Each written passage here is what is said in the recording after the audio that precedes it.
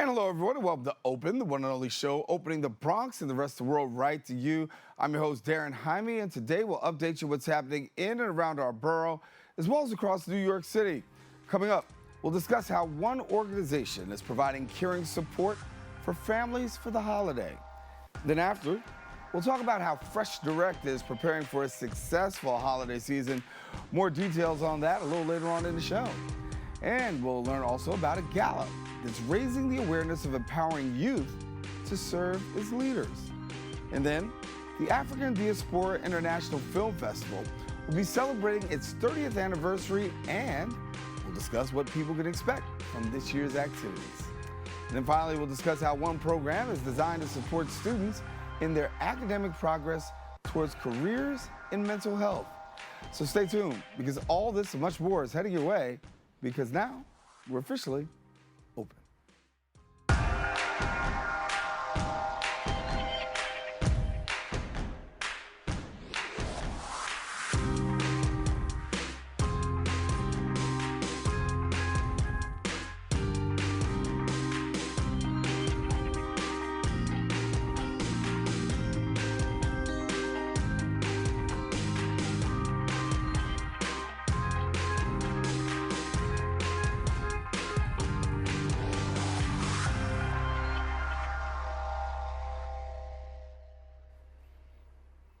And hello, everyone. I'm Darren Jaime, and you are watching Open, a live program bringing the Bronx and New York City straight to you. We also want to welcome our viewers to the Manhattan Neighborhood Network, as Open is being broadcast live simultaneously on MNN's channels. You can also stay connected to us on all of our social media platforms at BronxNet TV. Well, some things have been going on through the course of this past week. We'll take you through it with some Bronx updates.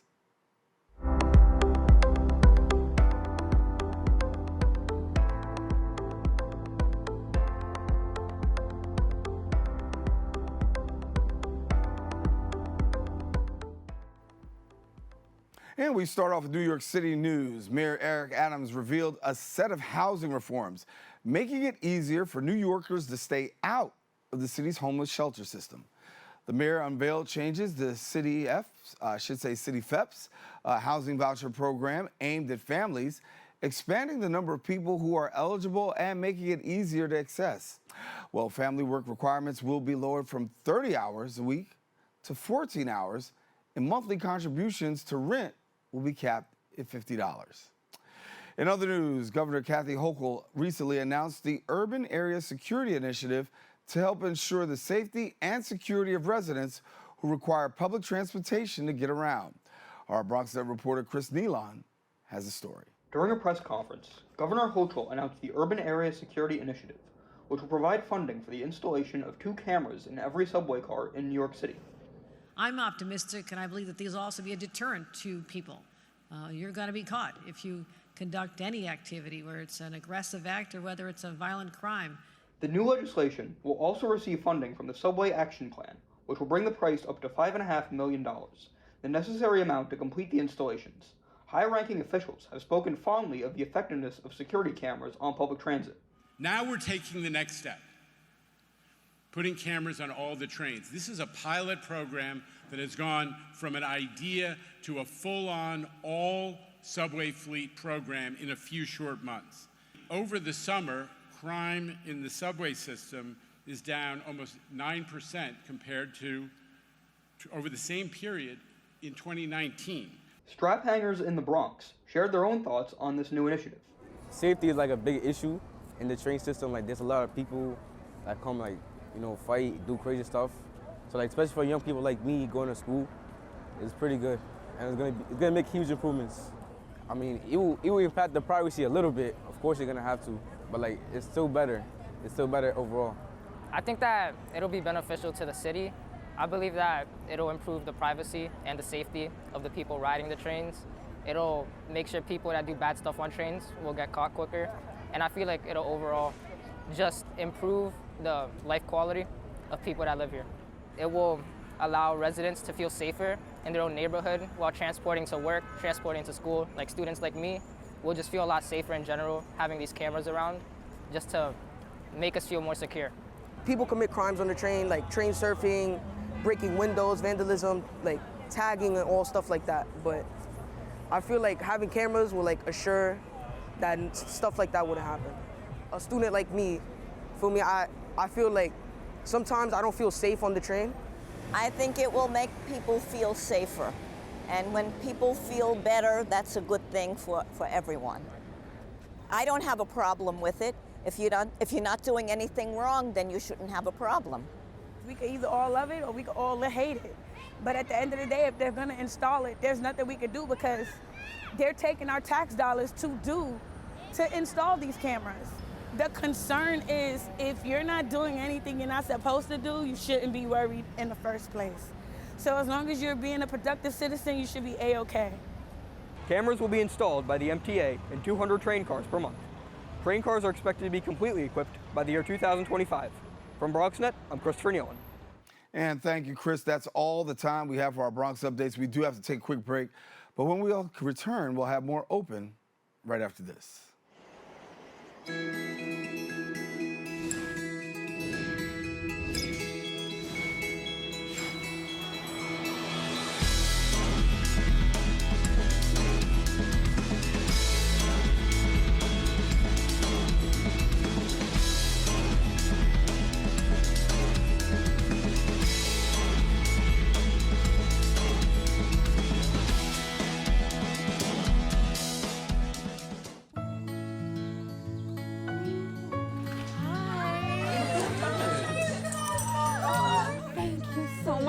Fostering a pet for a friend or neighbor can keep families together. Learn more at petsandpeopletogether.org.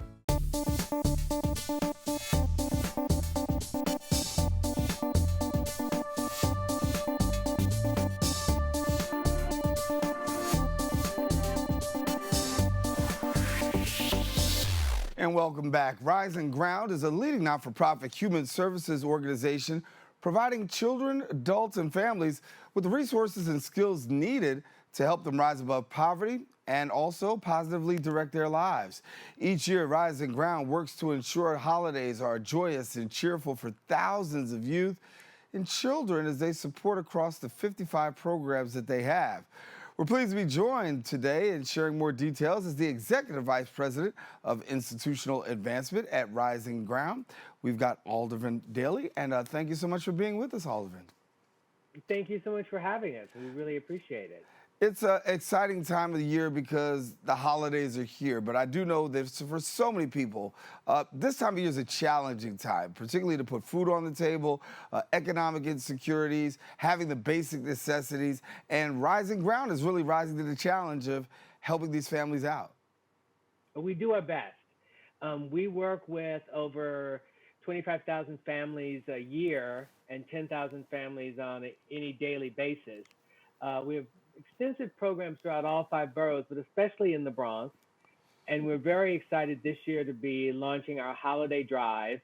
We're hoping to help about 10,000 families, children and adults, provide their holiday for them. It's an important part of what we do. And an important part of really everybody's holidays being able to eat and celebrate and be together. And so I know that during this time, you've also been able to help out about 5,000 children and families through your gift drive. Talk to us first. Let's go back to Thanksgiving. How can we go about assisting during this Thanksgiving season? Well, for Thanksgiving, our FRC, which is our in the Soundview section of the Bronx, is having a holiday collection for food and non-perishables that we'll be handing back out to our families. And what's good about this is that it's not just for the holiday season, which is why we emphasize the non-perishables, because we have families that come to us all throughout the year with needs, and this is one of the times of year that we really collect the supplies that we'll need throughout the year. It's a great program, and the easiest way to help us would be to contact us through our website, and which is www.risingground.org, and then you can connect with someone on staff, and they can point you in the right direction. When you talk about public participation, being able to help out, talk to us about how it's been down through the years. I mean, obviously you get a lot of partnership from the public and helping you to do what you do. Well, we are 191 years old. I mean, we look pretty good considering our age. We were started in 1831 as an orphanage, and we've been helping children and families ever since then. But the thing about Rising Ground is, and you mentioned it earlier, it's about creating that positive path to change.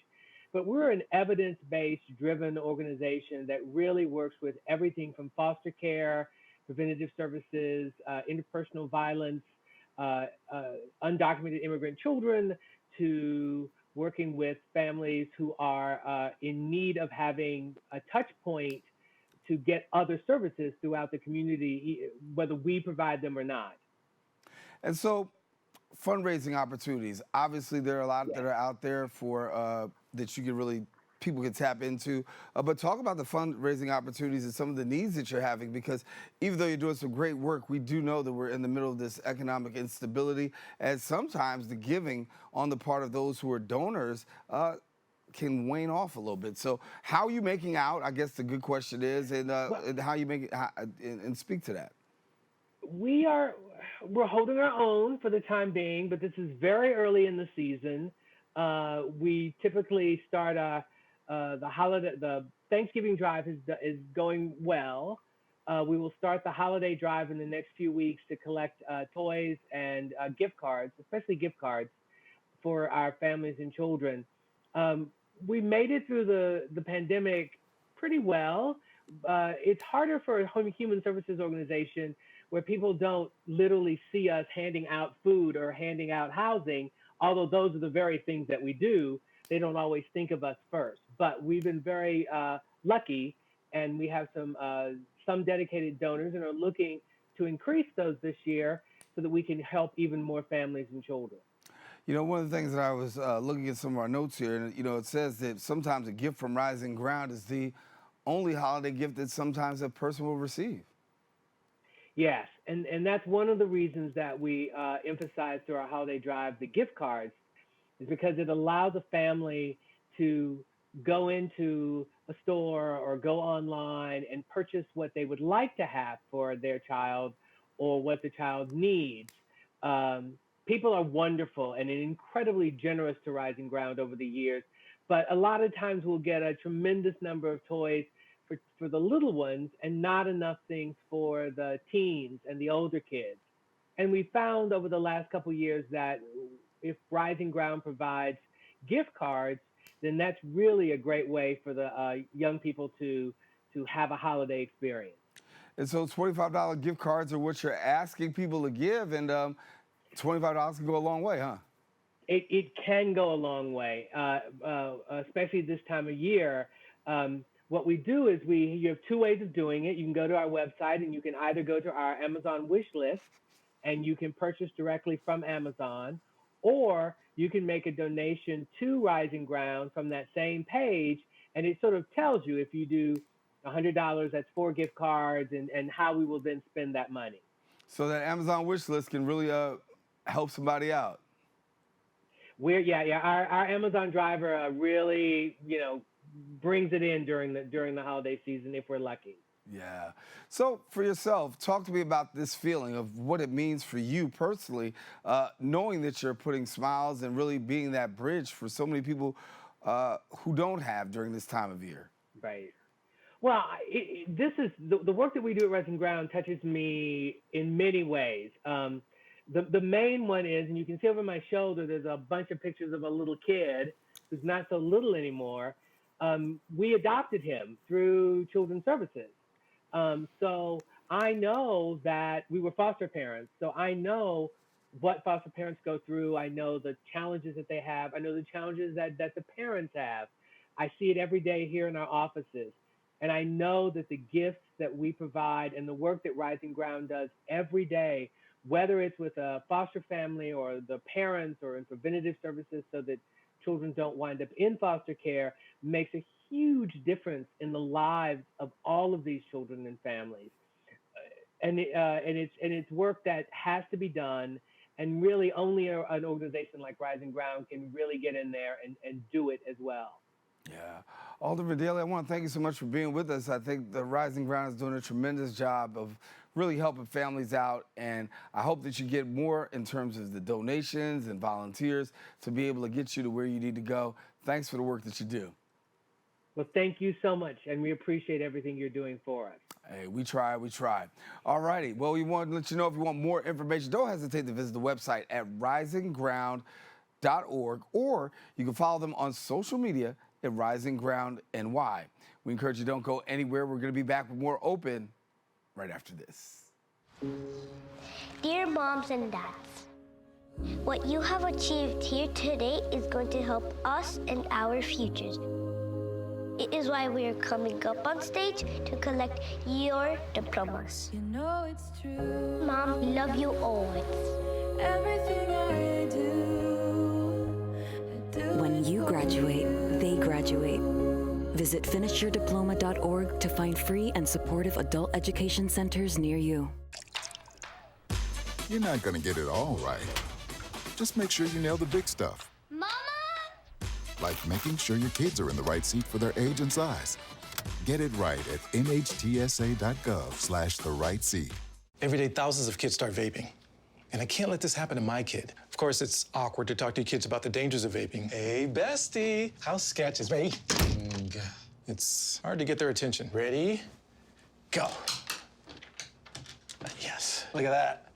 You didn't even turn yours over. So if you want to talk to your kids about the dangers of vaping, you have to get it trending. Right, Backpack Kid? Let's do it. First, invite your kid to do the vape talk. Let's try this. All right. Why is he here? Yeah, I gotta get it trending, honey. Come on. To the left. To the right. Let's go.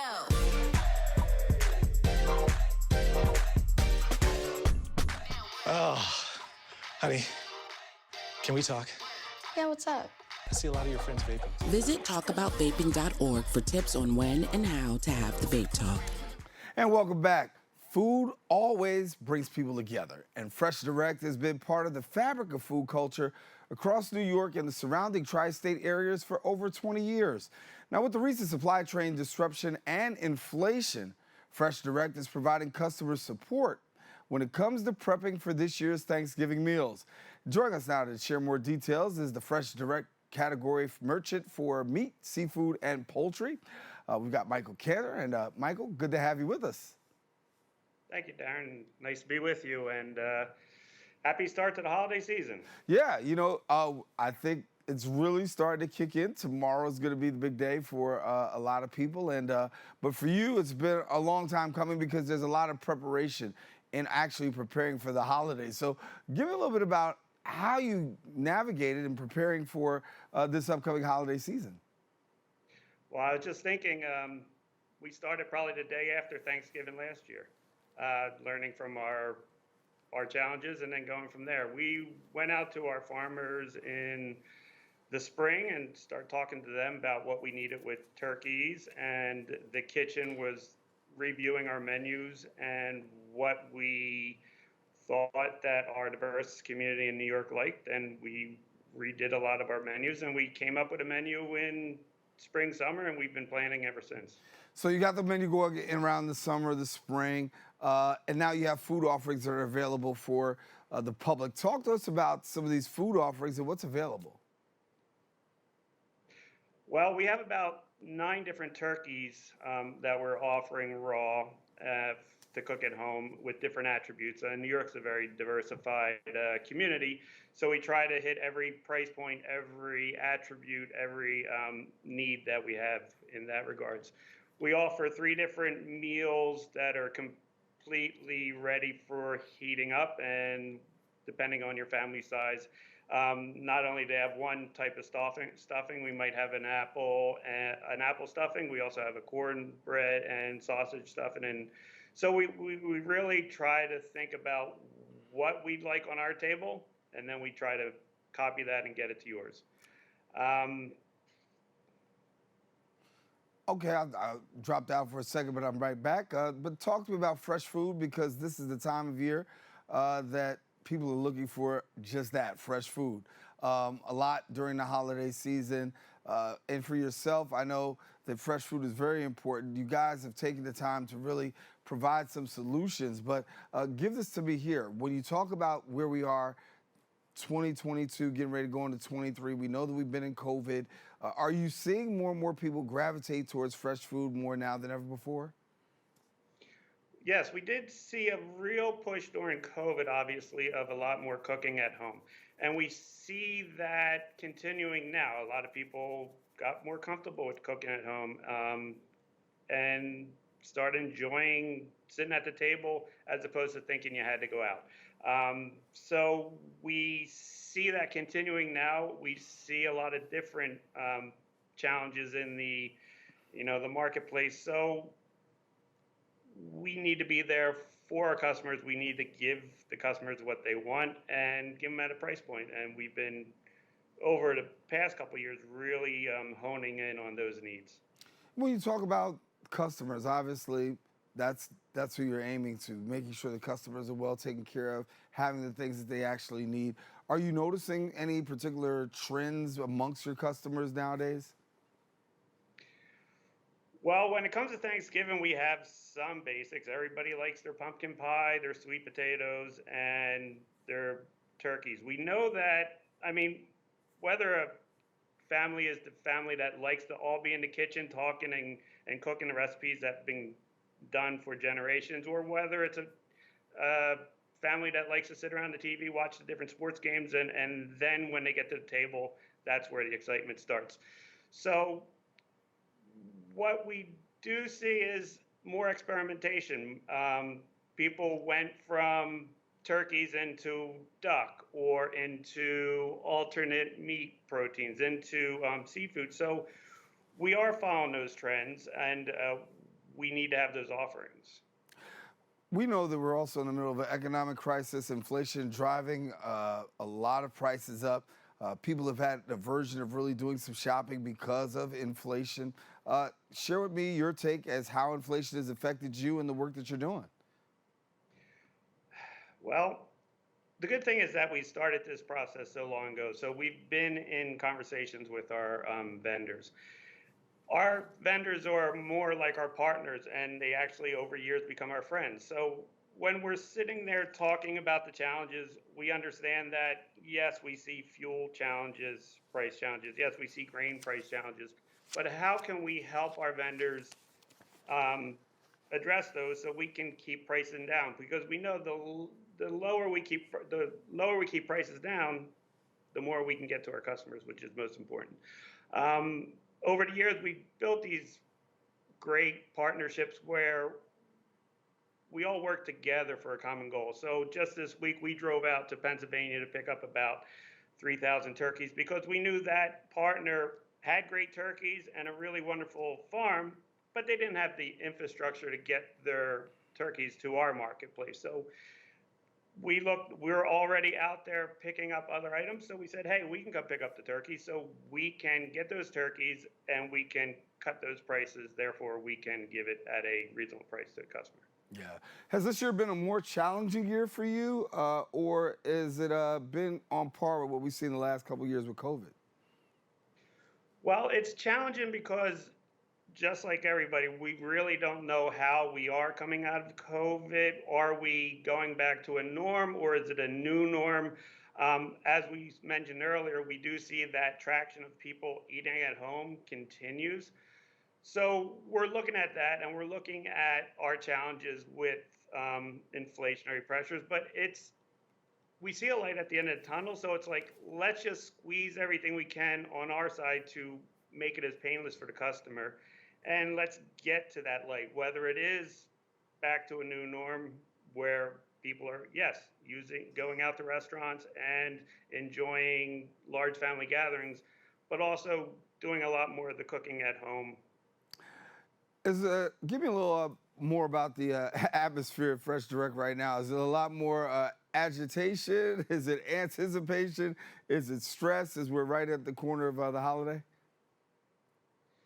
Well, we've been doing this for 20 years, and I think in the beginning it was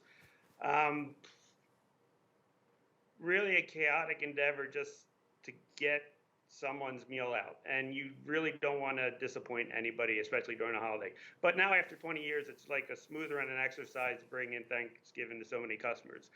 Is there a lot of stress leading up to it? Yes, but as professionals and with the experience, you just learn how to deal with the stress. Is it a lot of guessing of what people want and need? Yes, but then again, it's a lot of that experience to make those intelligent guesses. What I'm really looking forward to is getting successfully getting these meals and these turkeys out to everybody so I can start thinking about my own dinner. Yeah. Well, I want to let you know that you've been planning for a long time. I know that there's a lot of things that are in the mix, but we're almost there. And I want to thank you for what you're doing and what you continue to do really for the community in terms of helping them out with fresh food options and at the same time making things just a little bit lighter. So, Michael, thank you so much for being with us. Michael Cantor, who is the category merchant for meat, seafood, and poultry at Fresh Direct, taking some time with us. And, Michael, happy Thanksgiving, and I hope you enjoy the holiday. Same to you, Darren. Thank you. Happy Thanksgiving. All righty.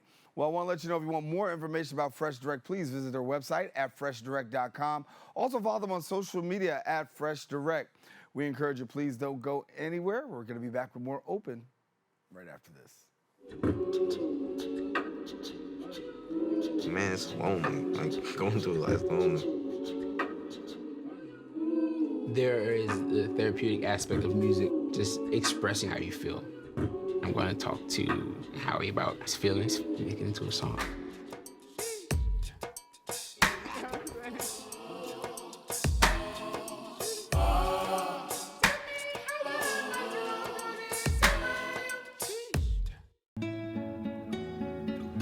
¿Qué color? Perfecto, amigo. Gracias. Thank you. What's wrong, amigo?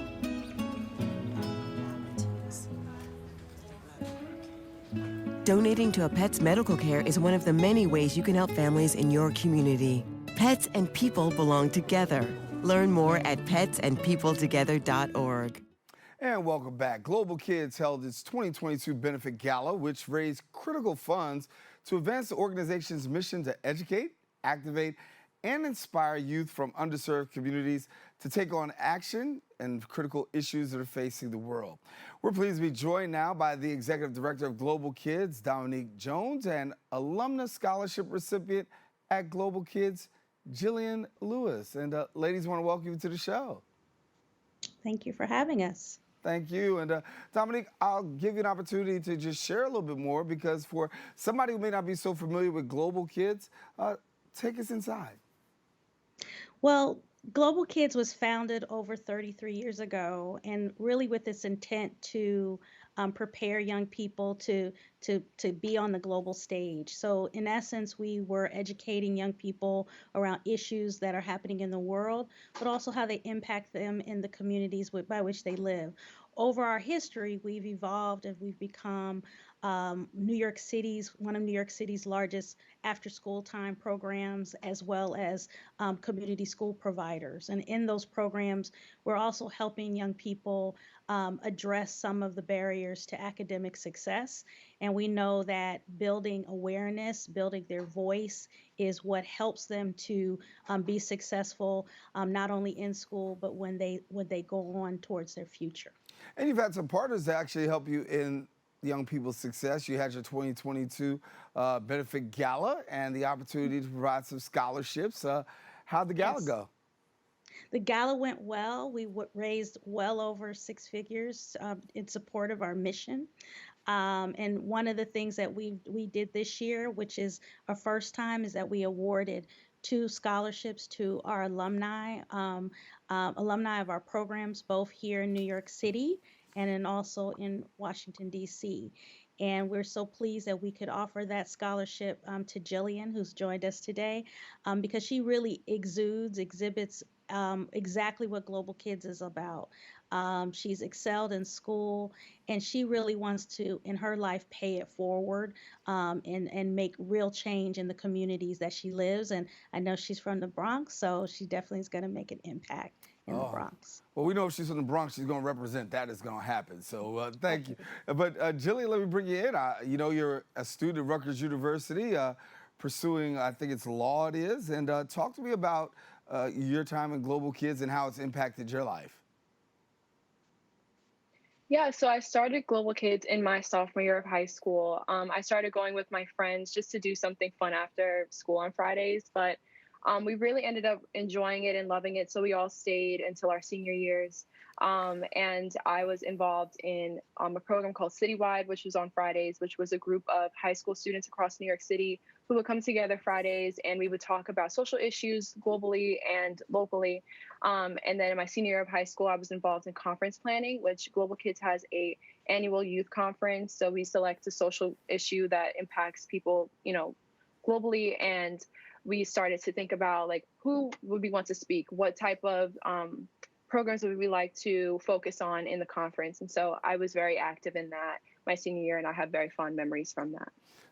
As a young person having this kind of exposure, talk to me, what does that mean for you? Because you're talking globally, right? And it's not just around the block. It literally is taking a look at things that are happening across the world, having the opportunity to have conferences and other things that are really levels of exposure that sometimes every person doesn't have. Right. It was very important to me, especially in high school, because coming from the Bronx, I lived in Kingsbridge. I lived in Highbridge at the time. And so I didn't really ever think about anything beyond how it impacted me or my family. Like I was just very focused on, you know, the here and now and how my life was impacted by a social issue. But going to Global Kids, it helped me to realize that there is a world beyond my block. There's a world beyond the Bronx. And so thinking about things from a global perspective, just removing myself from like the center of the conversation helped me to be able to empathize with other people, especially when I'm thinking about going into public administration, nonprofit administration, and helping people. Global Kids definitely helped me to expand my mind and think about things beyond myself. And Dominique, it's really about the next generation, preparing next generations for the future, right? And so many times we have young people who are very talented, very capable, but I think Jillian says it best, you're kind of stuck in your own world. And we know that kids sometimes can only live within a 20 by 20 block radius and don't really have the opportunity. But it seems as though the work of Global Kids has really given them that level of exposure that sometimes just doesn't always come. Well, I think you're 100% correct. It's about the exposure, but it's also about building their agency. They should know that their city is yours. They should know that their country is theirs. They should know the world is theirs. And we should be giving them the opportunities to explore and to really work on issues that are important to them. Jillian spoke about the conference.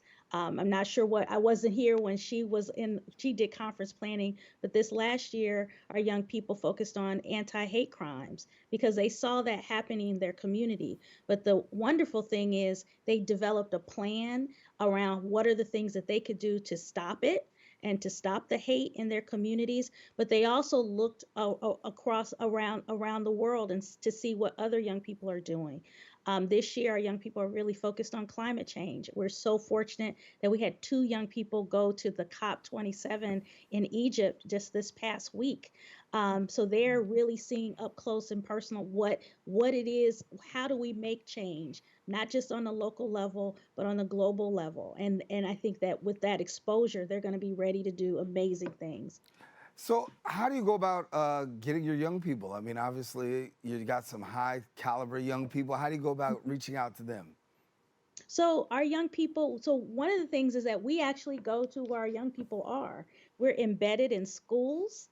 And so we provide after school programming. We lead community school strategies within 25 schools across New York City and Washington, D.C. And so that's where, we're working with all young people and those who express real interest in the work and learning more. They come to programs like Jillian did on a Friday night when they could be doing something else. They want to come together and they want to talk about the issues that are affecting them. And we provide that place and space for them to do that. And so, but know that our organization, we really want to make sure that young people, all young people, have opportunity and access to these great opportunities, and to build their voice and ultimately their agency. Jillian, before I let you go, I got to ask the question. When you think about the program and the work that you did, what most sticks in your mind?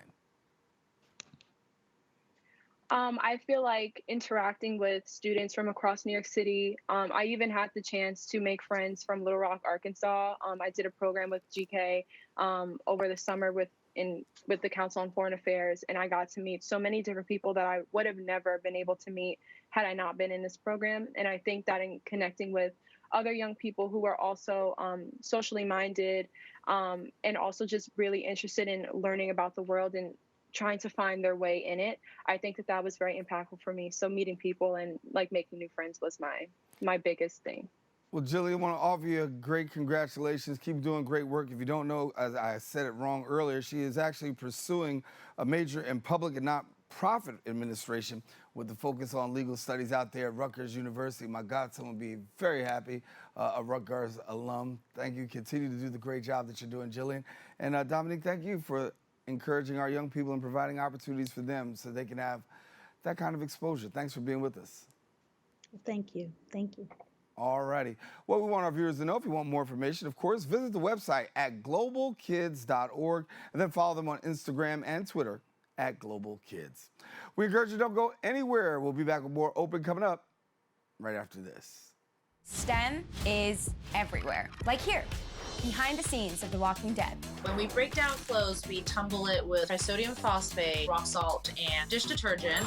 We stitched together images of our model and created a 3D set that can be walked through in a VR headset. We're able to turn 12 walkers into 1,000 walker boards. STEM can create new worlds on and off the screen. What will you make with STEM?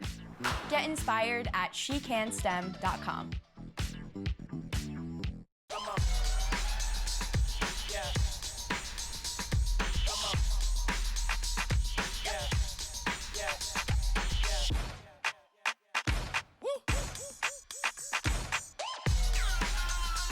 You're not going to get it all right. Just make sure you nail the big stuff, like making sure your kids are in the right seat for their age and size. Get it right at nhtsa.gov/the right seat.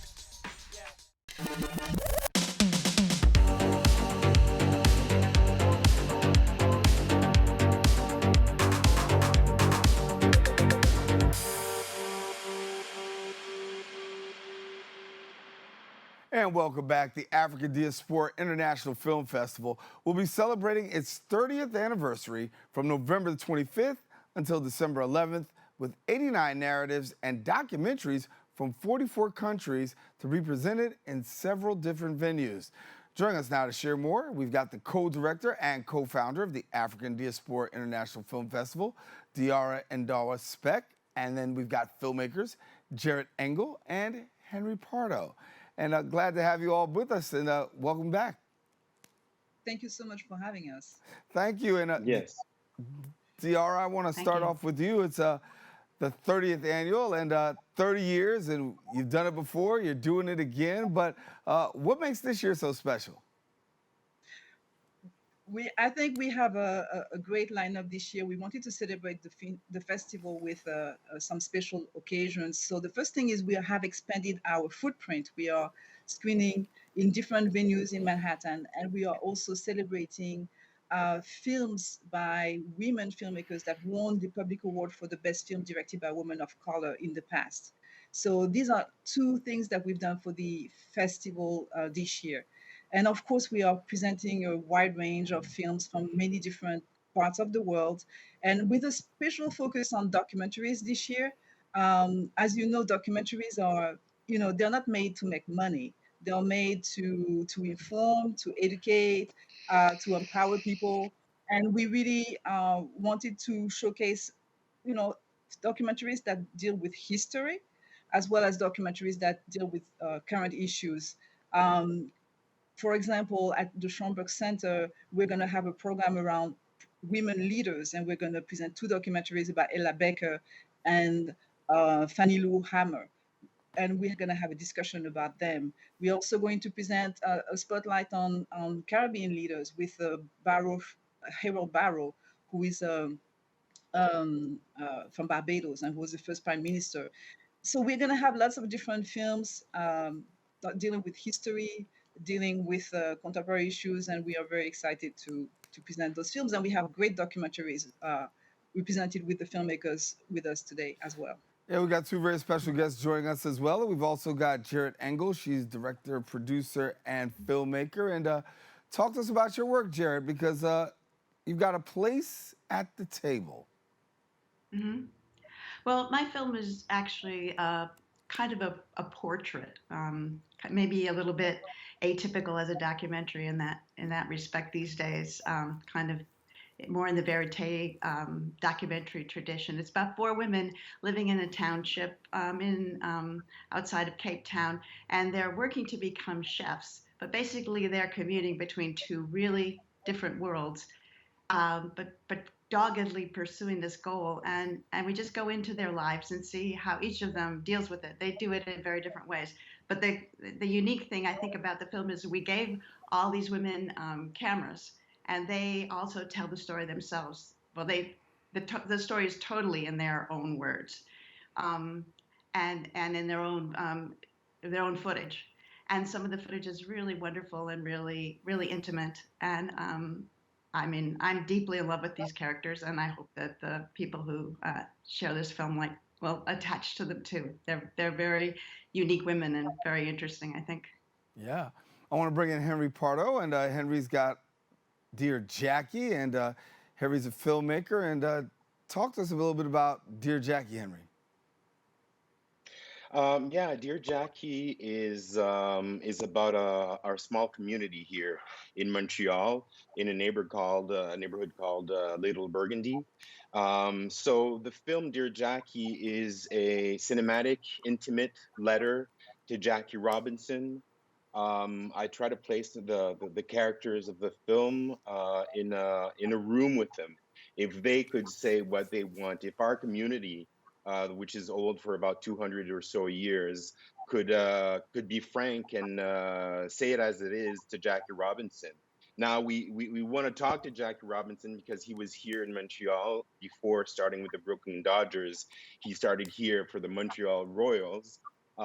This is where he started, and it sort of gave this idyllic vision of Montreal and Canada also, as if we were, in 46 somewhere else, where post-racial relationships were amazing, and we worked well together. So what I do with this, I'm inspired by the Jackie Robinson myth, a thesis by a historian here, and I sort of deconstruct these myths and show things how they really were for people that didn't have the spotlight.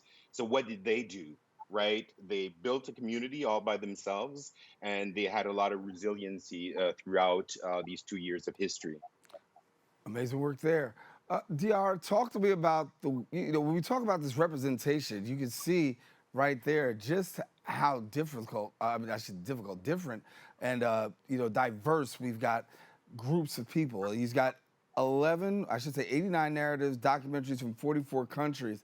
And there'll be a lot of diversity at the table. So give me a little bit about the impact that you feel that the festival makes with this great diversity.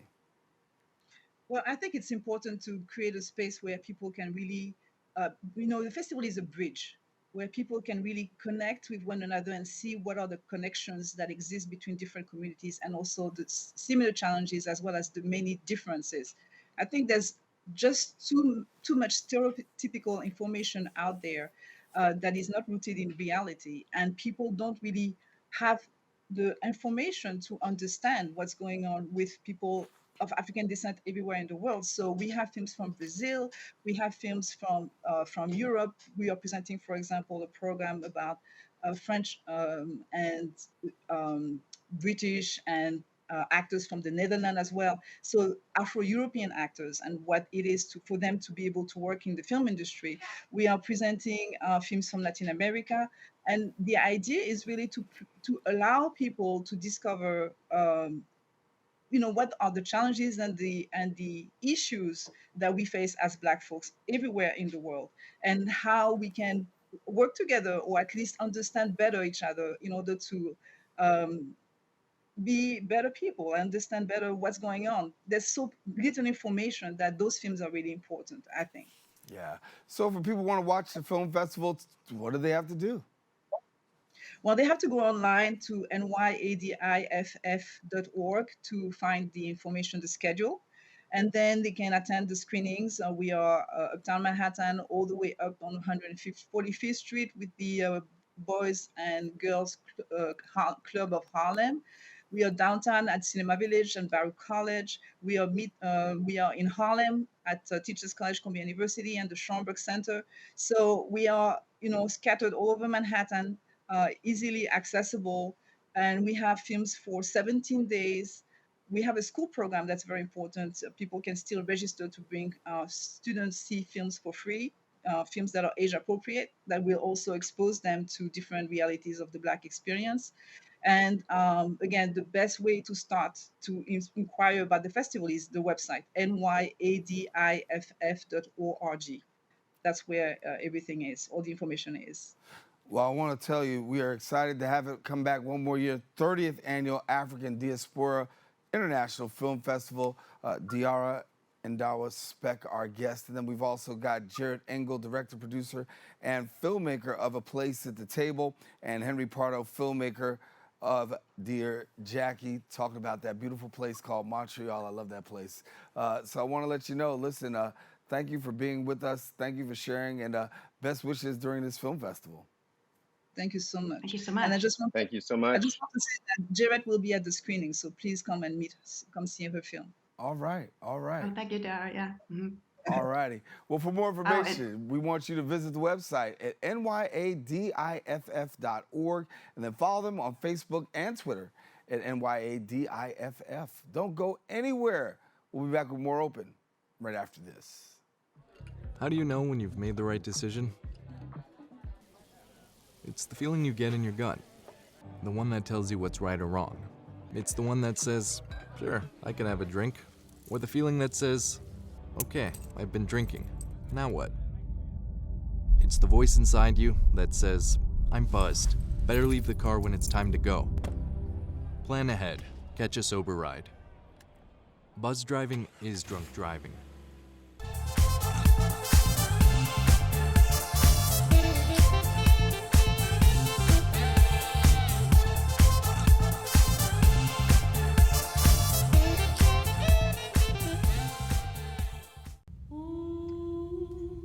Hey, boss. Okay? I said I'm fine.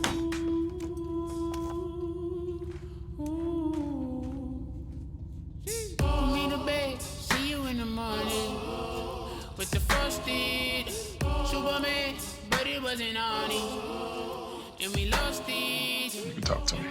It's been really, really hard for me. You can talk to me if you're feeling sad. Thanks for hearing me out, bro. Whenever you need to talk, I'm here, okay? And welcome back. The Peer Support and Career Development Program at Bronx Community College is a paid internship for students going into the mental health fields and other helping professions. Joining us now to tell us more is the co-directors of the Peer Support Career Development Program, better known as Get Psyched at BCC. We've got Dr. Emelinda L. McSpadden and Esther Levy. And ladies, thank you so much for joining us. Thanks for having us. Hi, thank you. And when we talk about the Peer Support Program, Dr. Emelinda, give us a little bit about the Get Psyched program. Great. Well, first of all, thanks for having us to talk about this program, which means a great deal to both Esther and myself, as well as the students. The Get Psyched program is called the Peer Support and Career Development Program because it does two things. It provides an opportunity for students to help their peers in our college campus to better understand mental health issues, supports, and answer whatever questions they have, maybe even help them find the kind of support they need, whether it's resources in the community or even psychotherapy. And also, it's a career development program, which means that our participating students, known as peer educators, are recipients of intensive training as well as support and mentorship to help them figure out their next steps in their academic journey toward becoming eventual mental health professionals or helping field professionals. And Esther, share with me a little bit about the work that you do in helping students achieve that next level. We provide them, firstly, we provide them with a lot of training. So they're receiving at least 25 hours of training before they even start doing what we call the practicum, which is where they actually get the hands-on experience.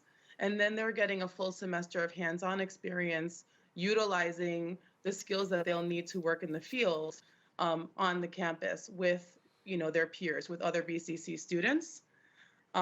So they're getting both practical training as well as the hands-on training. And then throughout that whole time, they are connected regularly, both with me and with Emily. I am a licensed clinical social worker and Emily is a psychologist. So we are supporting them in terms of the work that they're doing, but we're also sharing with them information and guidance in terms of their future careers. Because many students, not just at Bronx Community College, right? Many students come to college wanting to get to an eventual goal, a career goal, but don't necessarily know the steps that they need to take to get there. And that's part of the work that we do, as well as helping them to gain confidence and experience in their field so that when they do eventually graduate, because they must, in order to work, to be a professional in this field, you have to have a graduate degree. So by the time they get to that point, they have a leg up in terms of their experience and their knowledge. Yeah. And so you're looking for students who have passions in psychology, mental health, social work, human services, and counseling, and a minimum of a 2.5 GPA. I think those are the requirements, correct? That's right. Yeah. So when we talk about these students, the experience and preparing them for the next level, what is that feeling like? Because this program seems to give them a great leg up. Yeah, it's true. I think that. Oh, sorry. Go ahead. I was going to say our favorite event is what we call the symposium, which is at the end of the semester where the students get to reflect on their experience and their growth during the program. And it's honestly a real tearjerker because it's really beautiful to see the growth, not just in terms of their knowledge and their understanding of what it takes to enter their chosen career, but personal growth as well, and confidence and clarity. So it's actually the most fulfilling thing that I've done in my career. I really enjoy doing this program. Yeah. Emily? Yeah, I have to agree. I would argue that the other thing that we make sure students understand is that they're not alone on this journey. So oftentimes a lot of our students and a lot of college students in general have a tendency to feel like they've got something to prove, that they have to do something on their own and they have to show how tough they are at getting it done. But what I think a lot of them walk away with, and I know that I also benefit a great deal from this, is this idea that this is definitely a team effort, and there's no reason why you can't call on the people in your support networks to help you along the way, which is why, our program includes a mentorship program within it. So students that have been in the program can help the new ones that come in. We also stay in touch for years down the line with our students who have now moved on to graduate school and are now practicing clinicians or other mental health professionals themselves. So it never has to be a solo journey. And a lot of our students talk about how they walk away from this experience with friends and even a chosen family that they never knew they could have. So it's more than just getting, like Esther said, a lot of tools and a lot of knowledge. It's also understanding the real importance of creating community and drawing from that community to get to the next steps in life. A part of that community is actually having students actually serve as peer educators. How valuable is that, having a student as a peer educator? It's really important because even though the research shows that students are more trusting of sharing their personal information with professionals, the research also shows that they're much more likely to speak to their peers and a whole host of other people before they actually wind up seeing a professional, even if they're having a mental health issue. So the peers, they have the ability to connect with other students in a way that Emily or I or another faculty or staff member wouldn't be able to. And they are able to start the conversation with students about mental health issues, reduce the stigma, and other students are going to be very receptive to what they have to say because they feel that they can identify with them. And our peers are also very diverse and therefore are able to connect with a very diverse group of students. So if a student has an interest, what is the process? What should they know?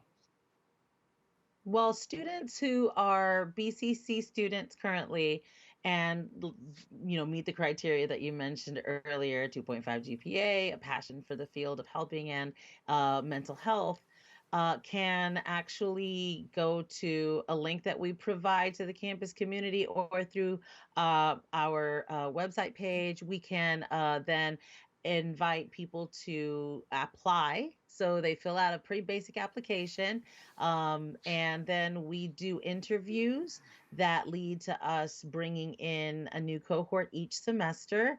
Apart from the things that you mentioned, it only requires that somebody apply for a semester of the internship when they know they're going to be enrolled. And they don't even have to be full-time enrolled. They can just be part-time students. That's totally okay. But once they've done that, they are signing on for a 2-week training. And after that, they hit the ground running and start doing trainings. And their work includes letting people know about the Office of Personal Counseling, of which Esther is a counselor, and letting students know all about the work that office does, as well as giving them information on all of the different things they need to know to take care of themselves better and be more aware as college students and people in the world about mental health issues. Yeah. How big is the cohort? Our cohort this semester is 15. So our average cohort size is 12 or 13. And this is our 14th cohort. Amazing, amazing. Well, ladies, thank you so much for being with us. Congratulations on the work that you do. Glad to have you with us, and certainly we're going to try to get some people connected here. Wonderful. Thank you so much. All righty. Well, I want you to know, if you do want more information, what you do, visit the website, bcc.cuny.edu, and then follow them on Twitter and Instagram at BCCCUNY. And we want to let you know that, unfortunately, we've come to the end of our show today. I want to thank all of our guests for joining us, and most of all, you, the viewer, for tuning in. Now, if you missed any part of today's show, you can catch the Recablecast on Optimum's Channel 67, Verizon Files, that's Channel 2133, or anytime on the web at bronxnet.org. You can also catch a brand new episode of Open with Rena Valentine on Friday, where Girl brings you the best of arts and entertainment. Well, that about wraps it up for this episode of Open. I'm sure to tell you that I'm Darren Jaime, and I want to make sure to tell you to keep the channel wide open. You take care, God bless, and we'll see you soon.